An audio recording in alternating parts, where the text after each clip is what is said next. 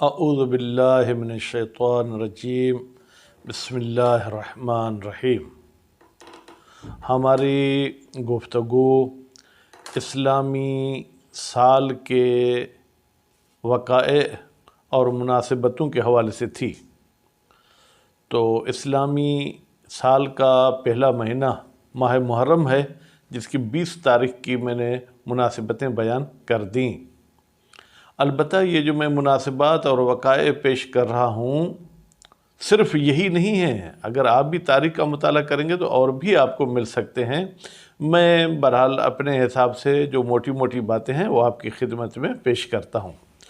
تو 21 تاریخ کا جو واقعہ ہے یا وقائع ہیں، اس میں چند علماء کی وفات ہے۔ تو علماء کے حوالے سے چونکہ میں گفتگو نہیں کر رہا ہوں تو اس لیے صرف ایک عالم کا ذکر کرنا ضروری سمجھتا ہوں، وہ علامہ حلی رحمۃ اللہ علیہ سن 726 ہجری قمری میں ان کی رحلت ہوئی تھی۔ اس کے علاوہ اور بھی چند علماء ہیں جن کا ذکر کرنا آپ کو علماء کی کتابوں میں مل سکتا ہے۔ 22 محرم کو دو مناسبتیں آپ کی خدمت میں پیش کروں گا۔ پہلی مناسبت یہ ہے کہ حضرت علی علیہ السلام جنگ صفین کے لیے میدان میں گئے تھے، جو سال 37 ہجری قمری تھی، اور اس کے ساتھ ہمارے مشہور عالم دین ہیں شیخ طوسی رحمۃ اللہ علیہ، جن کی وفات 460 ہجری قمری میں ہوئی تھی۔ 23 محرم کی جو مناسبتیں ہیں، ان مناسبتوں میں پہلی مناسبت یہ ہے کہ اصحاب کہف، جن کا قرآن مجید میں بھی ذکر ہے، جو گہری نیند میں تھے، وہ جو ہے 309 سال کے بعد، بلکہ 309 سال کے بعد وہ اپنی جو ہے وہ اس گہری نیند سے جاگے تھے۔ اور اس کے بعد دوسری جو مناسبت اسلامی تاریخ کے حوالے سے ہے، وہ مہدی عباسی کا خلیفہ تھا، جس کی وفات جو ہے وہ سال 169 ہجری قمری میں ہوئی۔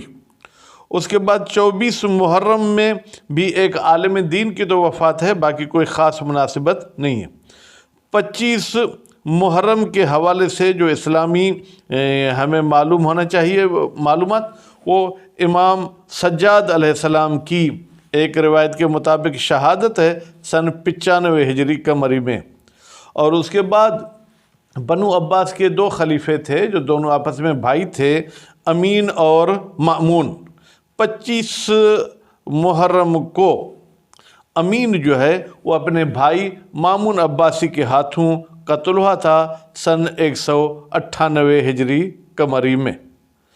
تو یہ 25 محرم کی مناسبتیں۔ 26 محرم کی جو مناسبتیں ہیں وہ یہ ہیں کہ سن 64 ہجری قمری میں یزید کے سپاہیوں کی ذریعے مکے کا محاصرہ کیا گیا اور مکے پر سنگ باران، یعنی انہوں نے پتھر برسائے۔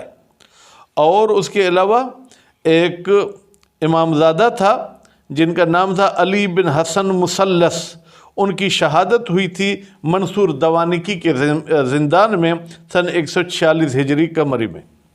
27 محرم کی جو مناسبتیں ہیں وہ یہ ہیں کہ مأمون رشید نے سرزمین روم پر جو ہے کیا ہے اپنا لشکر بھیجا تھا سال 215 ہجری قمری میں۔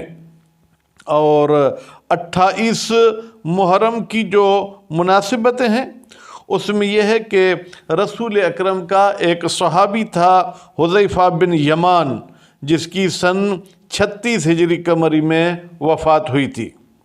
اور دوسری مناسبت یہ ہے کہ کربلا میں جو اہل بیت اسیر ہوئے تھے وہ ایک شہر بعلبک اس میں داخل ہوئے تھے۔ اور تیسری مناسبت یہ ہے کہ امام محمد تقی علیہ السلام کو بغداد میں لایا گیا تھا معتصم عباسی کے حکم پر سن 220 ہجری قمری میں۔ اور ایک مناسبت یہ ہے کہ عباسی حکومت جو ہے وہ 28 محرم سن 656 ہجری قمری میں ختم ہوئی۔ اور ایک اور بھی میرے خیال میں مناسبت بیان کر دوں تو بہتر ہے۔ 28 محرم سن 656 ہجری قمری میں جو ہے وہ بغداد کا کچھ حصہ मुग़ल सिपाहियों के ज़रिए जो है वो वीरान और तबाह किया गया था। 29 मुहर्रम की जो मुनासिबतें हैं उनमें पहली मुनासिबत ये है कि करबला के असीर को, उसरा को शाम में जो है क्या है वो लाया गया सन 61 हिजरी कमरी, यानी 29 मुहर्रम को। 10 मुहर्रम को ये वाक़या हुआ था। उसके बाद उसरा को कूफे लाया गया, कूफे से बालबक के रास्ते फिर शाम में उनको लाया गया था।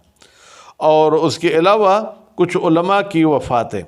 30 मुहर्रमुल हराम को 2 मुनासिबतें हैं।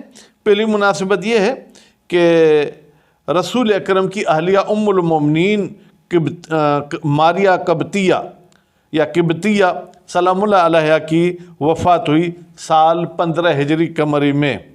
और दूसरी मुनासिबत ये है कि हारून रशीद के हुक्म पर जाफ़र बिन यहया बरमकी को जो है वो कत्ल किया गया था सन 189 हिजरी कमरी में।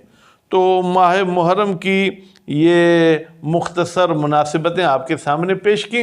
अगर अल्लाह ताला ने ज़िंदगी, सेहत और तौफीक अता की तो इंशाल्लाह बाकी 11 महीने के भी मुनासिबतें आपके खिदमत में पेश करूँगा। उम्मीद है कि ये मेरी गुफ्तगू मेरे लिए भी और आपके लिए भी मुफीद और मालूमात में इजाफ़े का सबब बनेगी। जो बरादरान मेरे इस गुफ्तगू को पसंद करते हैं वो मेरे चैनल को भी इंशाअल्लाह ज़रूर सब्सक्राइब करेंगे। वस्सलामु अलैकुम व रहमतुल्लाहि व बरकातुहू।